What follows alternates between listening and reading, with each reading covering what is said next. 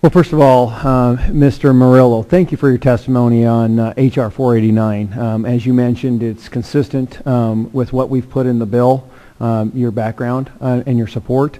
And on behalf of the administration in support of this, maybe we can look at it as a good approach to the future of future projects. But my first question is for you, Mr. Sullivan. Tell me why Congress needs to step into a jurisdictional dispute between the agencies. Chairman McClintock, Representative Gosar, I've been involved personally in negotiations now between the Bureau of Reclamation and the U.S. Forest Service over the dispute between those two agencies over who would actually have control. It's tough enough dealing with one master, but dealing with two masters, two bureaucracies is unbelievably complicated. We had several instances, a number of instances of delays just to make sure that paperwork was in a form satisfactory to the U.S. Forest Service. These are environmental issues where we addressed it. We got the approval of the Bureau of Reclamation, so it went through their process, and then the Forest Service said, no, we've got to put it in a form that's acceptable to us, and it's strictly a form issue. It's not an issue of substance.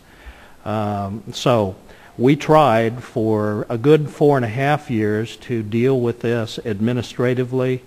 We really got no traction. In fact, we got to a point in the last Congress where we decided we just weren't going to be able to move forward. That's when we asked that a bill be introduced. It was introduced in both the House and Senate. Unfortunately, it didn't pass in the last Congress, so we're back again. But we believe that at this point Congress needs to send a signal to the agencies that one should be sufficient, not two. And can you tell me the estimated cost? Because these are basic services. These aren't extravagant aspects. This is water delivery to the constituents within the area. Tell me what kind of cost this actually was passed along to you. Chairman McClintock, Representative Gosar, I can't give you specific costs, although I can provide those to the subcommittee at a later date. But I can tell you that 60-day, 90-day delays when you have a schedule and when you are operating in an area where there are some endangered species, and so the period of time within which you can do maintenance is limited, caused delays in having contractors come in and not be able to do their work, or not being able to schedule contractors in during the period where we can do the maintenance because of spotted owl nesting issues. Also, probably on a much larger scale is the town of Payson and the impacts of not having a reliable water supply to Mayor Evans' 15,000 constituents. I'm not sure we can put a price tag on that. The town of Payson's other water supply is a very limited groundwater supply. And they've already experienced several periods in this last decade where they have had to limit groundwater supply to the citizens of Payson because of drought.